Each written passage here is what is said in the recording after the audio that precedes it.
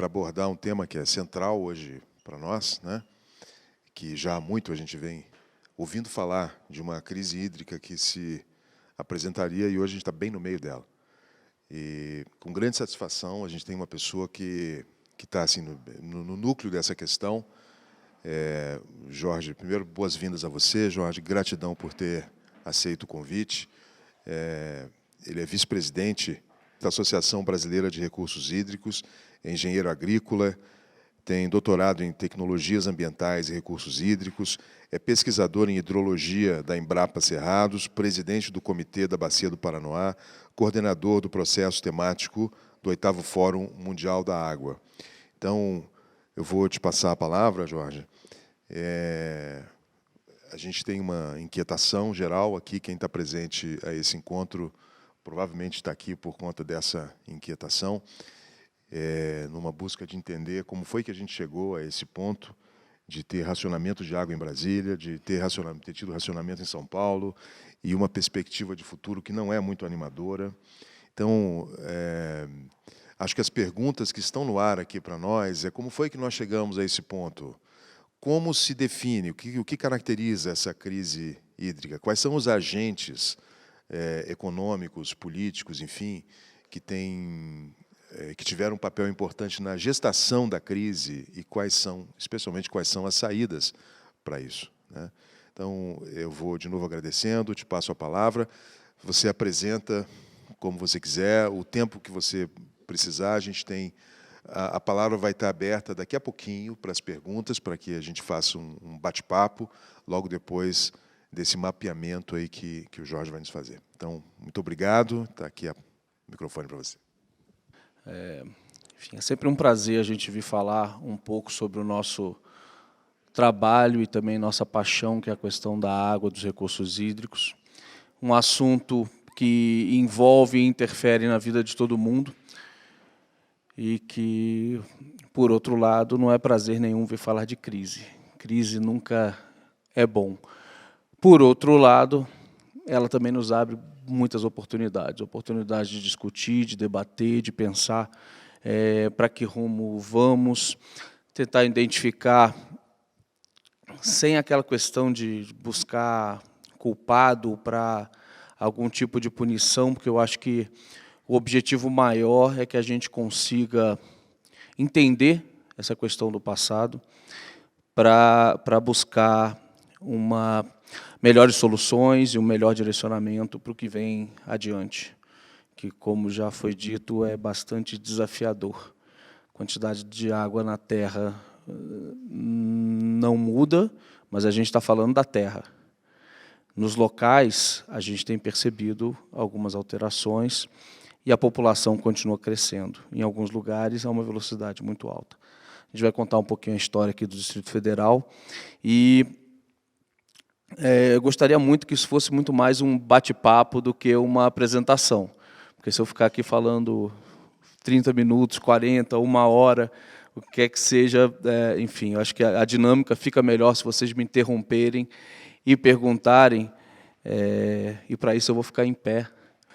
Bem, o Distrito Federal, com 50 anos de vida, pouco mais de 50 anos de vida, né, ele teve um estudo inicial para dizer aonde o Distrito Federal tinha que ficar, e eu não sei se vocês lembram qual a população que era prevista para o Distrito Federal no ano 2000. Tem uma discussão se é Distrito Federal ou para Brasília, tá?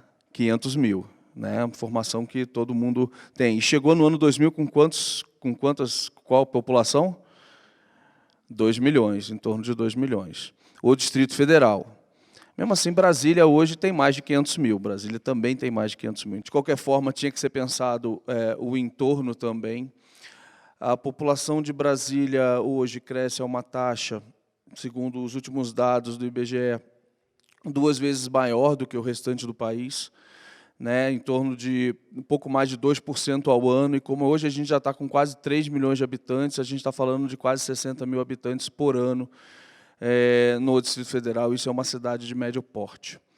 E para lidar com isso, obviamente, investimento em infraestrutura, planejamento, tem que andar junto e andar depressa.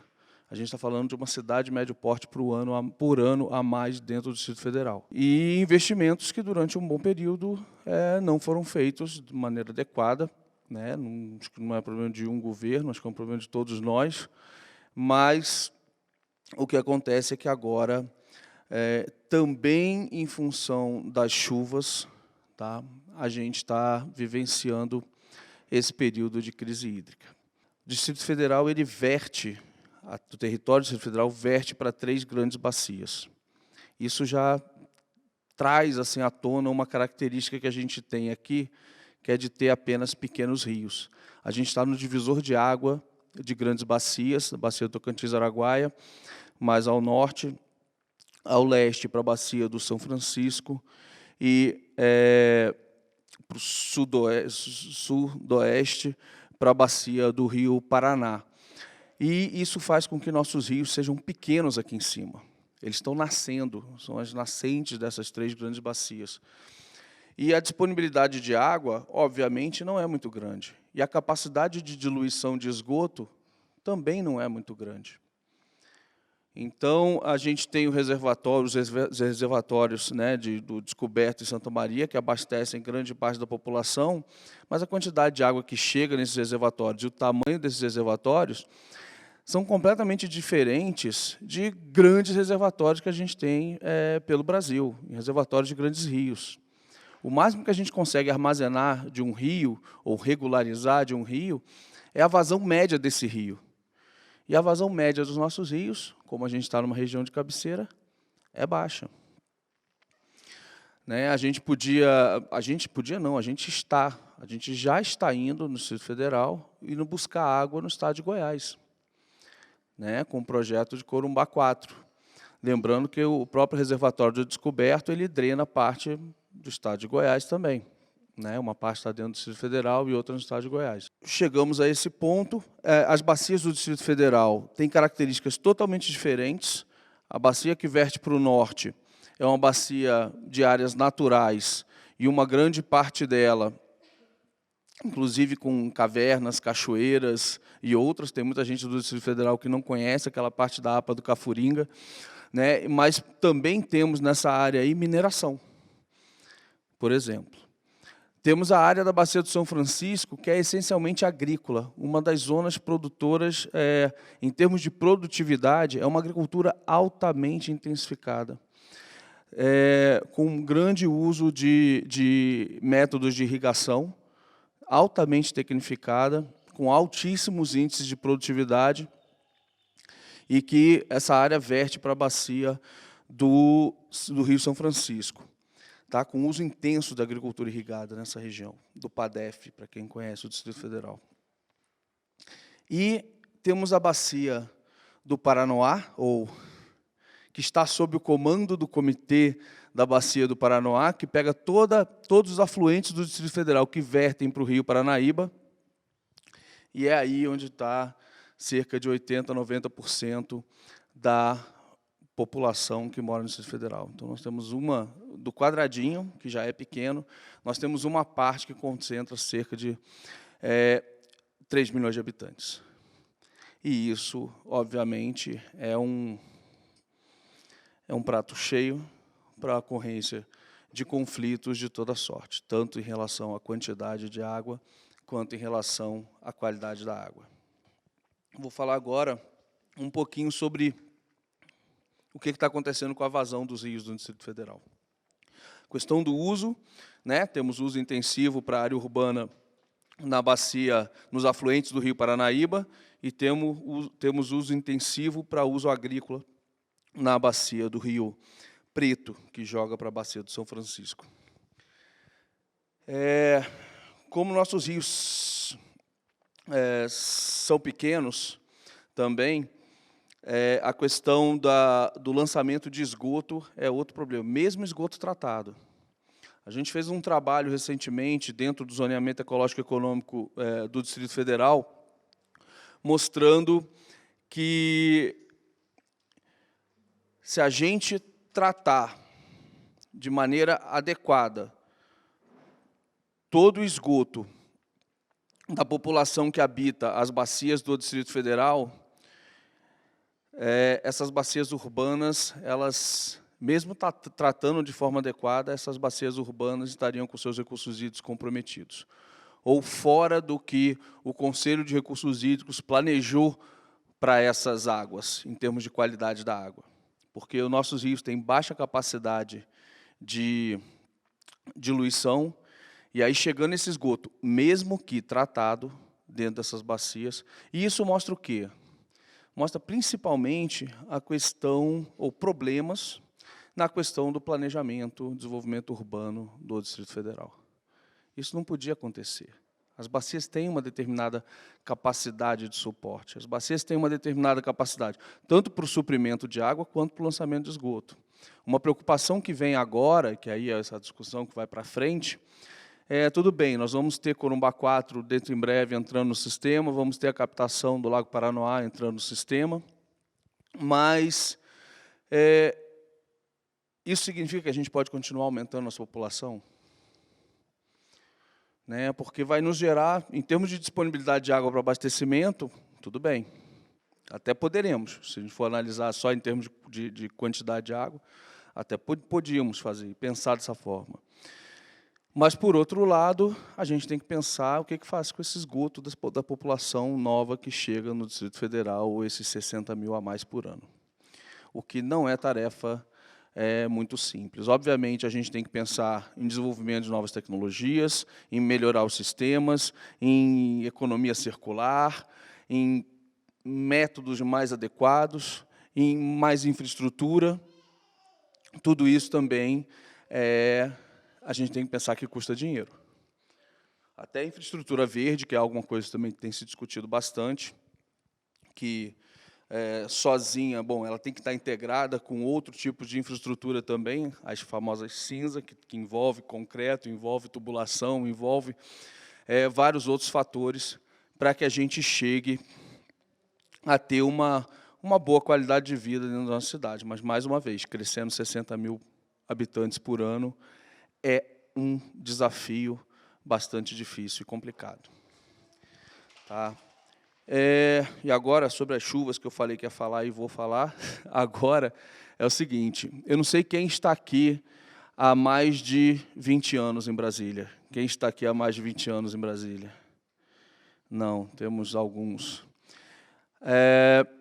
Os nossos dados na estação da Embrapa Cerrados, que é uma das melhores estações que nós temos aqui na região, se a gente pegar a média de chuva na década de 70, era em torno de 1.580 milímetros por ano. A média dos últimos 20 anos é em torno de 1.200 milímetros por ano. Quer dizer que isso está acontecendo em todo o Distrito Federal? Não, não quer dizer que isso está acontecendo em todo o Distrito Federal. Mas é um indicador de uma estação boa que serve de referência para a gente analisar. Outra coisa que dá para perceber claramente no regime de chuvas, que é o motor da hidrologia. Chuva é o motor da hidrologia. Como é que era para secar roupa no Distrito Federal em dezembro e janeiro? Há 10, 20 anos atrás. Era muito difícil, porque a gente tinha as famosas invernadas, a chuva invernava, caía aquela chuvinha fina durante 3, 4 dias, chovendo sem parar. Como é que foram os últimos anos aqui no Distrito Federal? Pancadas fortes e depois uma semana, 10 dias sem nada. Pancadas fortes e até 20, 30 dias sem nada no meio do período de chuva. E o que acontece com a água? Uma informação que é bacana, que a gente conseguiu levantar por meio de um trabalho muito detalhado em algumas bacias do Distrito Federal, que a gente faz, a Embrapa, a UNB, são bacias experimentais, são bacias altamente monitoradas, onde a gente monitora muito bem a chuva, a variação, a infiltração da água no solo, variação do nível freático, a geração de escoamento superficial, quanto de água que vem de baixo e abastece nossos rios, porque aqui a gente fica 5, 6 meses, normalmente, sem chuva, não é isso? E mesmo assim nossos rios não secam. Por que eles não secam?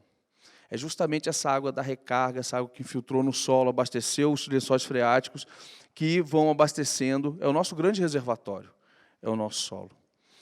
E a gente vem monitorando isso de maneira intensiva há cerca de 15 anos, e nesses 15 anos de monitoramento, a gente percebe uma extensão um pouquinho maior do período sem chuva, uma concentração do período de chuva, mais eventos fortes e menos eventos desses contínuos, e a gente consegue identificar o impacto disso no nível do lençol freático, que em algumas regiões aqui já caiu em torno de 5, 6 metros, em média, nesses 15 anos de monitoramento, e também o impacto que isso tem no nosso regime de vazão. Isso é uma coisa que está acontecendo só no Distrito Federal? Alguém aqui teve notícia nos últimos dias sobre a situação do rio Tocantins-Araguaia? Sim, né? Circularam algumas fotos, algumas imagens, uma filmagem, né, de que em alguns trechos do Tocantins-Araguaia o rio está virando um monte de poça. E está correndo num trechinho assim, onde era para ele ter 100, 200 metros. O Rio São Francisco, vocês têm notícia de como é que está o Rio São Francisco? Alguém tem notícia de como está o reservatório de Sobradinho? O reservatório de Sobradinho, acho que está com perto de 5% do seu volume útil, está correndo um sério risco de secar. Então, os usos, toda quarta-feira, por exemplo, é proibido captar água do rio. Foi uma ação tomada pela Agência Nacional de Águas para dar esse indicativo, além de todas as mudanças no processo de operação dos reservatórios da Bacia do São Francisco. Né, a vazão mínima do Bacia do Rio, no Rio São Francisco, antes de Sobradinho, enfim, há 5, 6 anos atrás, era na faixa de 450, 500 metros cúbicos por segundo. Esses 2 últimos anos, e esse ano, eu não sei onde é que a gente vai chegar, a gente está medindo vazões em torno de 300, 400 metros cúbicos por segundo. E o que tem a ver a situação do Distrito Federal com isso aí? Né? É praticamente a mesma coisa. E é praticamente a mesma coisa que aconteceu com São Paulo há 3, 4 anos atrás. E como é que está a situação de São Paulo hoje, alguém sabe?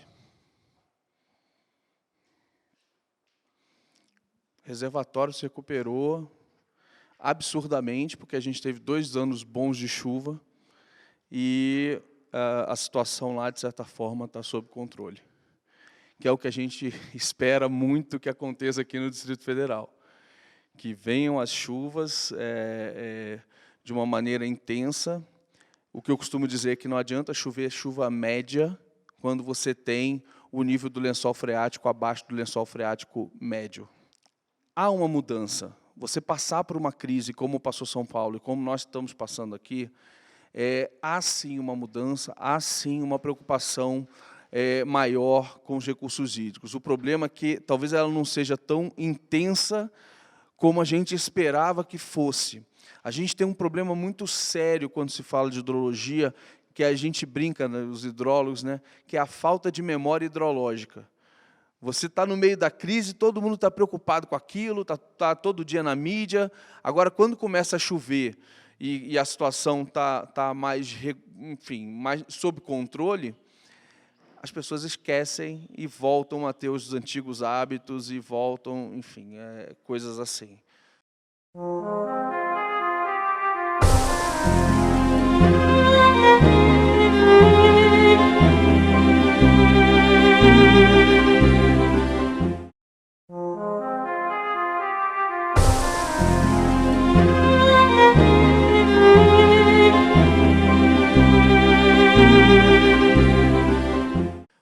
O Distrito Federal, alguns anos atrás, tomou uma decisão, que eu acho super acertada, da hidrometração individualizada dos prédios novos. Tem uma discussão que não é simples sobre a hidrometração individualizada de todos os prédios, né? Porque em alguns prédios isso, enfim, tem um certo custo e incômodo para os moradores, e aí ficou a critério de cada um decidir acerca disso. Mas, de qualquer forma, se sabe que quando você tem a hidrometração individualizada, você tem uma economia grande de água. A pessoa conhecer isso, A gente sabe que, durante a crise, agora, alguns síndicos tomaram a atitude de pregar nos prédios, na portaria, nos elevadores, o consumo de água do mês, mesmo onde não há hidrometração individualizada. Veja. Agora, só o fato de ter informação, isso tem um efeito mobilizador e interessante, e que eu acho que tem que ser mantido. Mesmo depois que a gente passar dessa crise, e a gente um dia vai passar, espero que seja em breve, né? Mas é importante isso, é importante a informação, no mínimo. E é uma coisa simples, né? É só pegar o dado da conta de água e botar de uma forma bonitinha, botar num gráfico, fácil de fazer também, e botar no elevador do prédio. Essas coisas a gente espera realmente que melhorem, que traga melhorias. Tem muita gente usando ou reutilizando a água de máquina de lavar. Tem várias coisas interessantes acontecendo, né? A CAESB, que num momento como esse, se a gente estivesse no ano normal, estaria captando em torno de 5 metros cúbicos por segundo ali no descoberto, está captando um pouco mais de 3. Né? 3, 3,5, enfim. Mas isso é uma economia real. Isso é ganho de eficiência. E eficiência, eu diria que, de uma forma geral, nos traz uma segurança para todo mundo que é fundamental. O setor agrícola está tendo que aprender a lidar. No setor agrícola, o problema chegou antes. Para vocês terem ideia, ano passado, a gente ficou com cerca de 30% da nossa área irrigada, ou irrigável, com equipamento lá, ficou parada por falta d'água. Por quê? Quando se faz um processo de outorga, você trabalha com dados estatísticos com base no que aconteceu no passado. Com base no que aconteceu no passado, o órgão gestor do Distrito Federal poderia conceder as outorgas. Essa mudança no regime de chuva e a mudança no regime de vazão, eu estou falando de zonas assim, que já são agrícolas há muito tempo. O PADEF é uma região agrícola há muito tempo. Continuou avançando na questão da irrigação e a vazão diminuindo. E aí, 2 anos ruins de chuva fizeram com que você tivesse que parar, tivesse que começar todo um processo de negociação, que a gente chama de alocação negociada, um processo difícil, porque muitos produtores dependem única e exclusivamente daquelas terras para poder sobreviver. No descoberto ainda é mais complicado, porque o perfil do produtor do PADEF é um pouco mais empresarial. No descoberto, são pequenos produtores de hortaliça, uma cultura que também demanda de bastante água, mesmo que sistemas menores, mas que, somando tudo, a confusão estava armada, porque não tinha água suficiente mais para abastecer e para todos os sistemas de irrigação, o que também trouxe experiências excelentes, em termos de manejo da água, em termos de a Secretaria de Agricultura, em parceria com a DASA e com a Emater também. A Embrapa participou na parte mais de treinamento, mas para levar novas tecnologias, para levar mais conhecimento, para que essas pessoas utilizem a água de maneira mais racional, para que a gente tenha mais água chegando no reservatório descoberto e poder abastecer a nossa população. Mas é uma briga difícil, porque é aquilo, se a pessoa não colhe lá a verdura dele para vender na feira aqui, ele vai fazer o quê da vida? E aqui no Distrito Federal ainda tem outro problema. Se esse produtor tomar a decisão de abandonar a terra, a gente não sabe o que pode acontecer. Porque a gente tem um problema nessas regiões todas, aqui no entorno do Distrito Federal, de invasão, de mais condomínios irregulares, mais áreas irregulares e por aí vai. Então, tem todo um problema aí envolvido que mexe com todo mundo. Não é tarefa fácil, não se trata de tarefa fácil. E essa negociação também não é fácil. Os produtores da Bacia do Descoberto já tiveram um corte de 50% na captação de água 2 vezes. Ou seja, estão tendo que produzir com 25% da água que produziam antes. O que representaria, se eles continuassem com a mesma eficiência, em 25% só da produção e da renda e por aí vai. Não sei se é viável, porque tem questão de escala. Mas, mesmo assim, se você consegue aumentar a eficiência, você consegue aumentar um pouquinho essa área também. E em todos os setores, setor de saneamento é outro, a gente tem em torno de 40% de perda da água que é tratada. Também precisamos melhorar muito. Também foi uma questão de falta de investimento durante um bom período e que estão sendo retomados, e, obviamente, o fato de estarmos em crise também estabelece o setor água como uma prioridade e um assunto para estar presente na vida política e econômica da cidade o tempo inteiro. O número de poços artesianos que são perfurados, a maior parte, inclusive, de forma ilegal, não contribui para o rebaixamento do lençol freático? Será que isso aí não é uma maneira de driblar essa redução que você mencionou da captação do descoberto e de outros? Quando a gente fala de área irrigada, é um pouco mais fácil da gente fiscalizar, porque você consegue, com imagem de satélite, ver que está tudo meio seco em volta e a área irrigada está verdinha lá, com tudo produzindo. É um pouco mais fácil da gente identificar. Esses poços em casa, isso já é meio que uma coisa histórica dentro do Distrito Federal também, né? Várias casas, enfim, em áreas, inclusive, nobres do Distrito Federal, você sabe que existem poços e que muitas vezes não estão cadastrados ou registrados adequadamente, não se conhece muito isso. Está sendo feito também um esforço para diminuir, minorar esse tipo de coisa, porque é muito difícil fazer gestão sem o conhecimento, né? Sem o conhecimento de quantas captações, qual volume. Eu te digo que na Bacia do Descoberto foi feito um trabalho muito interessante pela Secretaria de Agricultura e a Emater. Eles visitaram todas as propriedades, fazendo cadastramento da estrutura que eles tinham para captação de água, seja ela superficial ou subterrânea, por meio de poços ou cisternas, e também da área irrigada e do planejamento do produtor para irrigar, justamente para botar esses dados na mesa para poder negociar. Quando você tem esse monte de coisa irregular, fica muito difícil fazer gestão, porque o nível de incerteza sobe muito e, às vezes, você penaliza pessoas aí, ou penaliza setores de maneira injusta. Você corre um grande risco disso acontecer. E, obviamente, tem que ser feito um trabalho grande de fiscalização também em cima das empresas. Quando começou a crise, vocês viam placas pelas ruas, assim, problema com água, furo poços, tava, assim, era uma atrás da outra. E esse é um outro problema da nossa sociedade, que, enfim, fazer as coisas irregulares. Quando a gente vai para fora e conversa sobre essas coisas, às vezes as pessoas de países mais desenvolvidos têm até dificuldade de compreender de por que as coisas acontecem assim, de como as coisas acontecem assim. Você pergunta, mas por que a pessoa não põe a casa ali, do lado do rio, naquela área verdinha, bonitinha que está ali? Ela, não, ali não pode. Não, mas por que a pessoa não põe? Entender assim. Não pode, não pode. E assim, ninguém vai lá tentar botar uma casa ali porque não pode. Aqui no Brasil, infelizmente, não acontece assim. Eu acabo de voltar de uma viagem ao exterior agora que o supermercado não tinha caixa. Você que passava suas compras. E quando é que nós, no Brasil, vamos chegar nesse nível de desenvolvimento e de educação? É outro ponto importante. Então, a minha pergunta vai também nesse sentido de poços.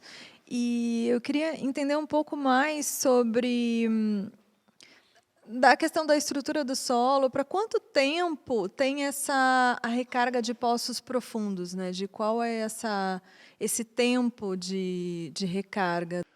Quando eu falo desse monitoramento que a gente fez e faz, né, eu, por exemplo, eu tenho, por conta das minhas pesquisas, numa das minhas bacias experimentais, 60 poços perfurados. Não é para captação de água não, tá, gente? Porque, às vezes, o produtor, eu tenho que explicar isso claramente lá, que o produtor, quando teve essa mudança na chuva, achava que a culpa da redução da vazão era por causa da perfuração dos poços que a gente colocou na bacia. Eu falei, não, aqui não tem captação de água, é só para monitorar o nível.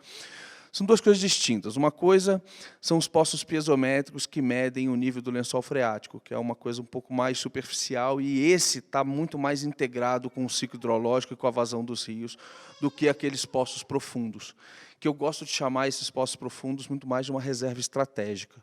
E que, enfim, em relação a esses da superfície, eles estão muito relacionados também com o regime de chuva, muito mais claramente. O outro lá de baixo são tempos geológicos diferentes. diferentes. Eu não vou saber precisar, provavelmente cada região aqui do Distrito Federal tem um tempo de recarga lá embaixo, e isso, de certa forma, é utilizado no processo de liberação de outorga também para esses poços profundos. Mas é uma discussão que não é simples também, porque, primeiro, é considerar se essa água lá embaixo é realmente renovável ou não renovável. Né? Que, em alguns casos, vai ser com uma determinada velocidade, em outras, nem tanto. Vai ser como se fosse um grande armazém de água lá embaixo, com os tempos de renovação mais lentos. Então, quanto você vai permitir que as pessoas utilizem dessa água lá de baixo de maneira sustentável, sem deplecionar essa água lá de baixo? É difícil essa pergunta, e os Estados Unidos não se faz essa pergunta. Quer dizer, agora fez. A gente tem acompanhado no entorno do DF a expansão do agronegócio com essas grandes plantações, porque uma coisa é você pegar a escala dessa relação, né, de propriedade do pequeno produtor. E outra coisa é você pegar essa grande escala e que também significa uma devastação maior da mata do bioma cerrado. Como é que você vê o desafio de, dentro de uma política como a brasileira, que agora está, vamos dizer assim, estimulando o agronegócio como grande cenário de expansão econômica, e, ao mesmo tempo, esse desafio, já que a captação dele é desse lençol mais profundo, né, em grande quantidade? O que a gente tem tentado fazer, Regina, é o seguinte: a gente sabe que há um passivo ambiental, ninguém, acho que, nega isso, né? Tem todo um processo de negociação, já foi no Código Florestal e já vinha de antes, e que a gente entende que tem que, de alguma forma, ser discutido e equacionado. Tá? O que a gente tem tentado fazer na Embrapa é estabelecer, primeiro, uma compreensão muito boa de quais são os impactos, quais são essas relações entre o uso do solo e os impactos que tem na biodiversidade, na qualidade da água, na qualidade do solo, enfim, pra você ter ideia, o último modelo que a gente gerou trabalha com 9 serviços ecossistêmicos diferentes. E a gente está tentando estabelecer, ou gerar uma ferramenta que nos permita estabelecer o melhor mosaico do território para que eu tenha, dentro de uma bacia hidrográfica ou dentro de uma região, a produção de alimento, a produção de energia, a manutenção da biodiversidade, a manutenção da qualidade da água, a manutenção da qualidade do solo, em níveis que sejam, eu não diria toleráveis, melhor que isso. Tá? Porque você pode escolher, vai ter regiões em que você pode avançar um pouco mais na produção de alimentos, vai ter regiões em que você vai preferir avançar no sentido da preservação da biodiversidade na sua integridade como um todo. Então, os trabalhos que a gente tem desenvolvido mais recentemente dentro da Embrapa são nesse sentido. Uma coisa que tem que ser dita é o seguinte: existe uma regra para a outorga, por exemplo. E se o agricultor está lá respeitando a regra para a outorga, as pessoas não podem chegar lá e apontar o dedo para eles de que eles estão fazendo uma coisa errada, porque eles estão produzindo alimento também, que é uma coisa importante, não só para a gente, como para o mundo. Obviamente que a forma como produz é importante. Tá? Outra coisa, no Distrito Federal, por exemplo, essa agricultura mais empresarial, ela está na bacia do Rio Preto. Então, hoje, ela não compete com o abastecimento público do Distrito Federal, que vem da bacia do Descoberto, toda ela. Uma delas, inclusive, dentro do Parque Nacional, que também teve redução de vazão. Tá? A vazão no Parque Nacional, apesar de não ter uso nenhum dentro do Parque Nacional, tá? A gente teve uma redução de vazão. As vazões que a gente está medindo hoje lá são as menores que a gente já mediu na história, né, em 20, 30 anos. Tem casos que chega a quase 50%. É muito. A bacia que eu monitoro há 15 anos, lá no PADEF, é uma bacia que, para não dizer que não teve mudança do uso do solo lá, teve a inserção de mais ou menos 100 hectares irrigados dentro da bacia. 100 hectares irrigados, assim, o potencial de redução de vazão de 100 hectares irrigados é aproximadamente 100 litros por segundo. É o potencial, tá? Não é o que acontece, mas é o potencial. Se eu tivesse o pivô ligado ou a área irrigada ligada o tempo inteiro, aí daria mais ou menos isso, uns 100 litros por segundo. Não é assim que acontece, não é assim que se faz irrigação. A redução de vazão que eu percebi lá, que eu meço lá, é em torno de 700 litros por segundo. É uma coisa assim absurda. Aonde eu media 900, 1 metro cúbico por segundo de mínima, ano passado eu medi 120, 130. Então é uma coisa assim que é inimaginável. E outra, nossos modelos, por melhores que eles sejam, eles ainda não conseguem alcançar esse tipo de variação, ainda mais porque para o passado a gente não tinha nada parecido.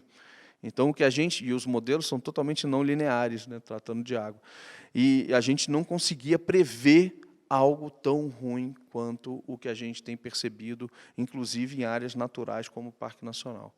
Né, nossos modelos não têm chegado até aí. Então, é isso. A agricultura, eu acho que a ideia de tratar de nós, eles, eu acho ruim. Eu acho que a gente tem que ver de que forma a gente tem. E aí eu não faço distinção de agricultura de pequeno, médio, grande, ou tipo, enfim. A gente tem que tentar adotar as boas práticas. Eu faço muita palestra, converso muito com agricultores, e sempre digo que investir em boas práticas de manejo, em primeiro lugar, gera um benefício para o próprio produtor. E eles não podem enxergar esse tipo de coisa como investimento, como custo, mas sim investimento. Porque elas são, você usar um plantio direto bem usado, você usar os defensivos agrícolas de maneira adequada, com base em dado, com base em informação, com base em monitoramento, você fazer análise de solo todo ano para saber exatamente quanto você precisa aplicar, você, na hora de fazer o pedido de outorga, ou na hora de você fazer um projeto, saber se realmente aquele rio tem capacidade, se você não vai ficar muito no limite ali do que é possível, do que não é possível, porque senão acontece o que está acontecendo aqui, que a gente estava nesse nível. Obviamente, uma demanda muito grande do setor agrícola, porque, como eu disse, é uma área agrícola, é uma área que está do lado do mercado consumidor e que é altamente tecnificada, tem energia, tem estrada, tem um monte de benefícios ou de características importantes para o desenvolvimento de uma agricultura de alto nível, e está do lado do mercado, e está do lado aqui dos acessos. Então, não é à toa que a agricultura cresce e se expande. Se a gente for ver a agricultura irrigada, a gente fez esse levantamento, e a gente faz esse tipo de levantamento para gerar informação, para poder crescer melhor. A área irrigada no Cerrado, no Distrito Federal, até um pouquinho maior, é em torno de 5% ao ano que ela vem crescendo nessa região. A irrigação é uma técnica de intensificação da produção que enfim, gera bons resultados. Ela é ótima, precisa saber utilizar, porque se a gente concentrar demais ou não considerar a capacidade de suporte das bacias, os próprios agricultores vão sofrer na pele as consequências, que é um pouco do que a gente está vivenciando aqui perto, onde você tem um equipamento lá, um equipamento que não é barato, equipamentos que são caros, que estão lá de boca aberta esperando água, sem poder produzir, sem poder gerar riqueza, trabalho e diminuir preço de cesta básica e outras coisas mais que geram essas áreas. Né? Se a gente conseguir intensificar nessas áreas, de repente, mas de forma planejada, de forma sabendo e consciente do que está fazendo, para evitar desmatamento e abertura de novas áreas, eu acho que pode ser uma solução e um caminho a ser seguido de forma interessante aqui.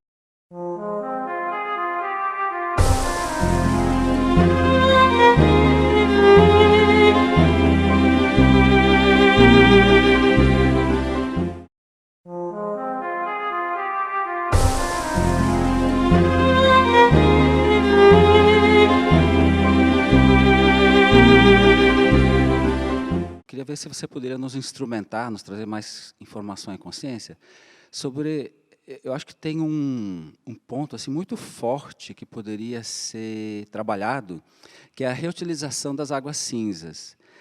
Só que, claro, não dá para esperar que isso seja feito individualmente, um a um. Então, teremos que ter, talvez, normas técnicas E os prédios serem construídos no sentido, se todas as águas cinzas fossem reusadas, canalizadas para irrigação, lavação e outras coisas, nós teríamos muita economia na área urbana, né? Na área rural, aí, o assunto já foi falado. Eu queria explorar, mas qual é o impacto, vamos dizer assim, técnico, né? A dificuldade e também, vamos dizer assim, social de absorver isso, né? Se você puder comentar, por favor. Realmente, como você disse, precisa de uma regulamentação e regulamentação forte em cima disso. Imagina como são feitas várias das ligações que a gente tem dentro das nossas cidades hidráulicas. Né? Então, talvez, para fazer algo assim, você teria que ter um cano com uma cor diferenciada passando para saber que ali dentro você está passando uma água que não é água que vem da CAESB, mas sim uma água que já foi utilizada e que pode trazer consigo um monte de problema. Né? Então, você precisa ter algo bastante sólido, forte, em termos de regulamentação, de como essa água vai ser tratada ou não antes de ser reutilizada. Existem vários países do mundo que fazem isso. Em grande escala, eu conheço poucos prédios que são... Eu conheci um prédio nos Estados Unidos, inclusive, que é todo circuito fechado. A água entra lá dentro e fica lá dentro por um bom tempo. Circuito fechado, assim, praticamente fechado. Né, circulando, tem uma estação de tratamento lá embaixo do prédio, enfim, é uma coisa que é onde fica um dos órgãos ambientais que cuidam de água lá na Califórnia. Mas precisamos evoluir nesse sentido, tá? Inclusive em reuso, de aonde reusar, como reusar, e eu gosto de dizer que ainda precisa de pesquisa ainda alguma coisa, tá? A gente falando até de reuso agrícola, por exemplo, lodo de esgoto, é um outro problema grande da cidade. Né, que a gente, de repente, poderia, nas áreas agrícolas, estar absorvendo isso de alguma forma. Mas a gente precisa de conhecimento. E aí você falou de uma questão também importante, que é cultural.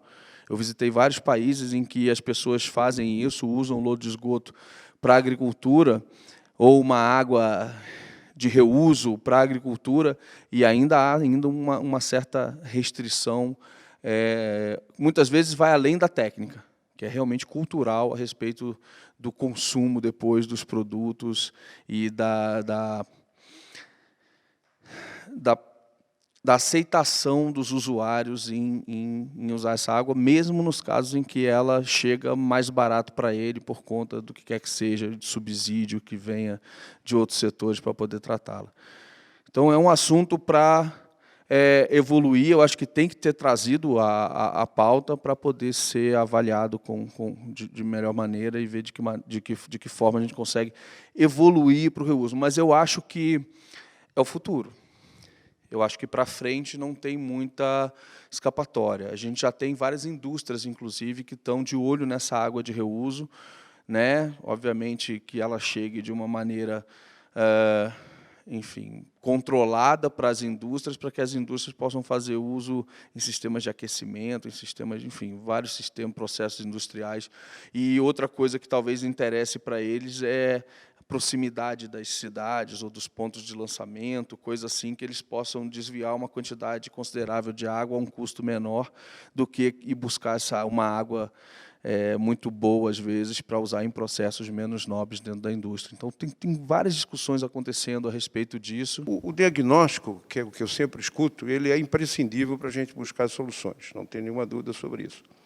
Mas, quando a gente chega do lado das soluções, eu posso resolver o problema para o lado da oferta ou para o lado da demanda. A prioridade é absoluta no lado da oferta. Ora, a minha ideia de que trabalhar prioritariamente a oferta é um compromisso com o passado e não com o futuro. É o mesmo que na cidade tentar resolver o problema da mobilidade social ampliando os viadutos e alargando as avenidas. Não vou resolver. Ou seja, ampliando a oferta, se eu não trabalho sob a demanda, eu simplesmente adio o problema de hoje para depois de amanhã, e, evidentemente, chega um momento que tem um colapso. Então, me parece que a questão da demanda ela é absolutamente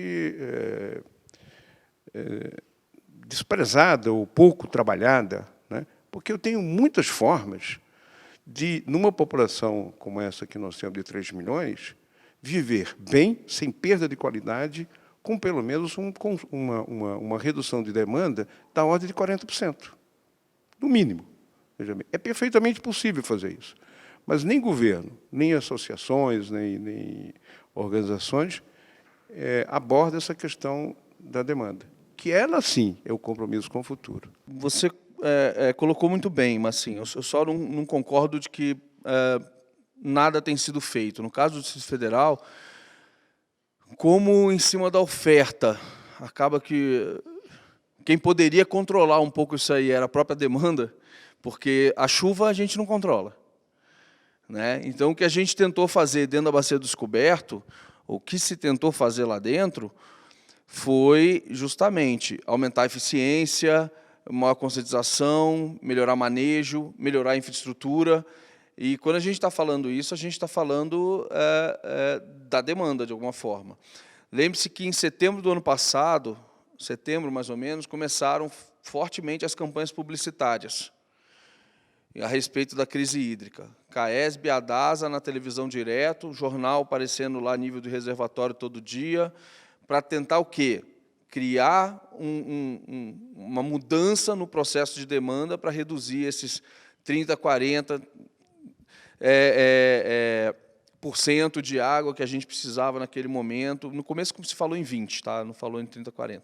Se falou em 20% de redução de consumo de água que a gente precisava ter para se adaptar, porque essa é a palavra, né? Inclusive, quando se discute mudança climática, coisas do gênero, adaptação é a palavra.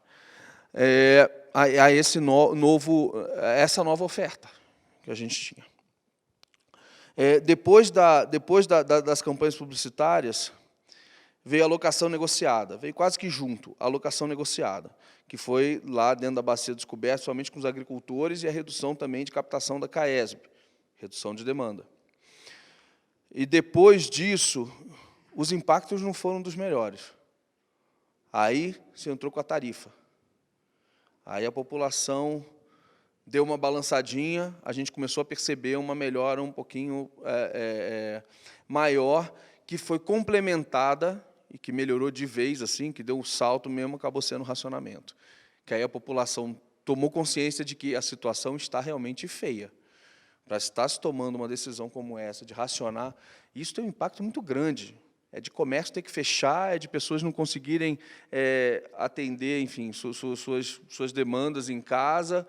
Nos primeiros dias, meu prédio lá mesmo ficou sem água durante algumas horas. Quando voltou aquela água laranja e tudo mais, mas, enfim, aí foi aquela coisa, ninguém lava mais a roupa no dia do racionamento, ninguém faz mais isso, ninguém faz mais aquilo, junta mais roupa para poder lavar. Assim, a melhor coisa seria educação. A gente esperava, por exemplo, que por meio das campanhas públicas, informando que a situação estava complicada, e que precisava economizar água, porque senão ia faltar e tudo mais, aquelas coisas que se falavam.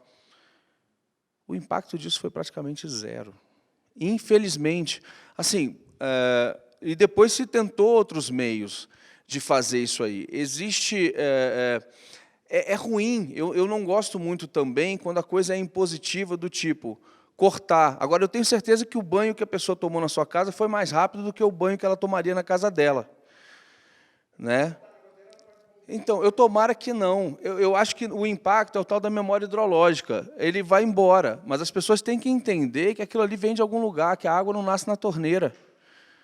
A água tem que vir de algum lugar, tem que ser gerada dentro da bacia hidrográfica e tem que chegar dentro das casas, tem que passar por processo de tratamento. É tudo caro. É tudo caro, até chegar na casa das pessoas. Depois a gente pode continuar a conversa para ver meios, como você imagina, algum outro meio que consiga pegar a população toda. E a gente está falando de redução, porque a CAESB não está captando 5, ela está captando 3,2, 3,3, 3,4, 3,5, eu não sei exatamente quanto é que está hoje, mas é uma redução significativa, que também tem que se pensar nisso, também está gerando impacto na receita da empresa. Tá? Eu não acho que tem que pensar só nisso, mas isso é importante dizer por quê. Isso pode afetar a capacidade de investimento da empresa nas melhorias que a gente quer para reduzir as perdas. Então, tudo isso a gente tem que botar dentro de um equacionamento que não é simples, né, e que envolve todo mundo, e fazer com que, nesse momento, a gente consiga atravessar esse período da crise, mas eu concordo plenamente de que tem que ser uma coisa duradoura, que as pessoas se conscientizem realmente que a água é um insumo importante, escasso, dotado de bem econômico, isso está na nossa lei, não é o Jorge que está dizendo, e que, se não cuidar direito, vai faltar, porque nós estamos também numa região altamente crítica. Pelos padrões da ONU, o Distrito Federal ele tem menos de 1.000 metros cúbicos, 1.000 litros por habitante, não, 1.000 metros cúbicos por habitante ano. E já se configura, por esse parâmetro, quantidade de água disponível dividido pela população, a gente já está numa região crítica em termos de recursos hídricos, apesar de estar no Brasil, que detém quase 20% da água de todos os rios do mundo. Eu queria entender melhor o que tu queres dizer quando tu disses que a situação, por exemplo, tu deste o exemplo que em São Paulo a situação já voltou a estar sob controle. Eu tive conhecimento de uma obra agora do Sistema Produtor São Lourenço, que é uma... Primeiro, voltando, a questão, né, da questão como não só nós consumidores, como os próprios provedores, como a gente tem, às vezes, o comportamento sempre predatório, né? E não visando a sustentabilidade de todos os sistemas, né? E essa obra do Sistema Produtor São Lourenço é uma obra que leva adutoras com 350 quilômetros, tem elevatórias, está retirando dentro de uma reserva ambiental da barragem do França para uma outra represa, também para dar uma folga para o sistema Cantareira, que continua sobrecarregado. A própria represa Billings também está com problemas, né, de eutrofização e da qualidade. Então, eu ainda não consegui enxergar esse controle. A gente sabe que Brasília está com algumas medidas, né, a própria captação do Corumbá 4, a captação do próprio Lago Paranoá, embora já tivesse prevista, né, ela está sendo feita mais num regime emergencial, né, isso inclui também as obras que entram em regime emergencial, né, a própria ETA Paranoá, que tem uns valores um pouco exorbitantes também. Eu queria tentar entender, e eu acho que vai muito dessa relação, e é um pouco do que ele citou, né, da gente começar a ter mais consciência com relação ao nosso consumo, com relação a tudo isso, e o que tu enxerga de verdade como essa situação de controle em si, e o que tu acha que seria a situação de controle aqui em Brasília? Tá, quando eu disse relativamente sobre controle, é que lá, hoje o reservatório lá ficou um bom tempo, eles utilizando volume morto.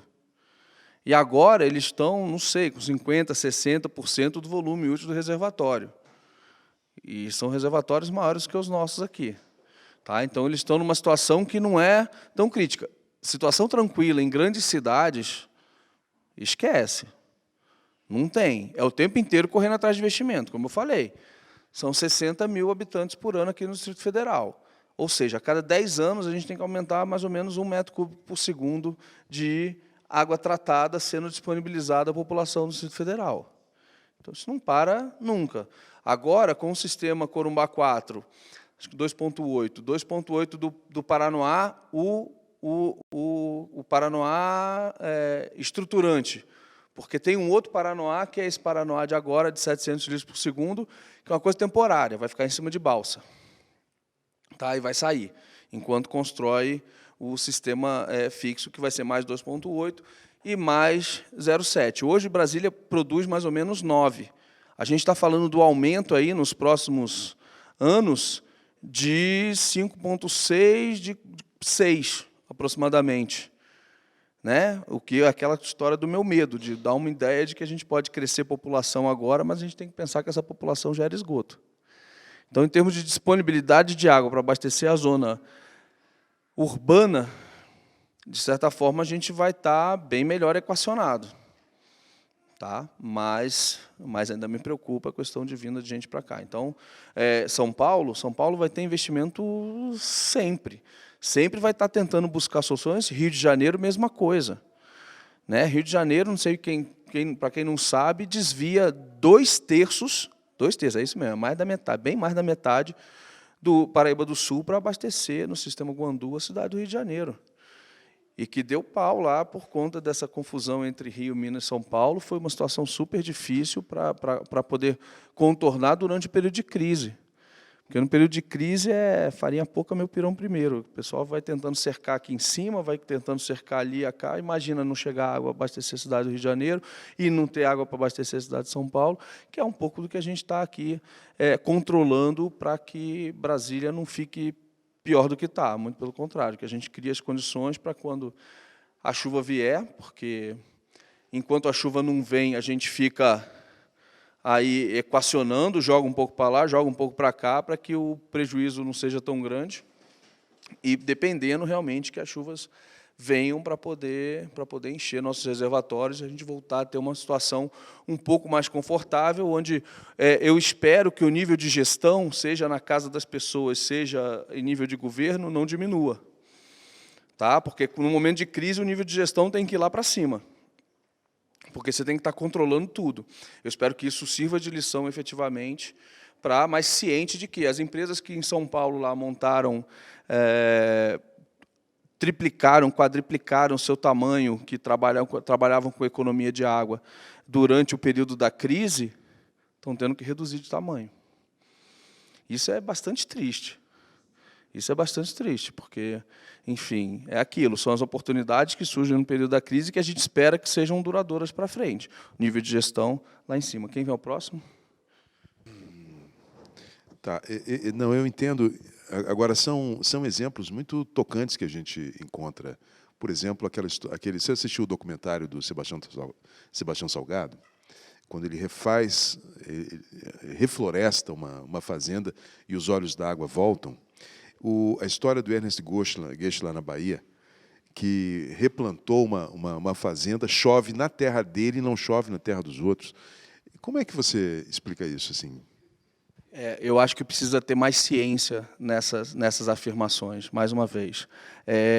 Enfim, eu tomar algumas ações e achar que isso vai ser... Não existe milagre, não existe milagre, existem os processos, e a gente conhecendo os processos, a gente tenta entender.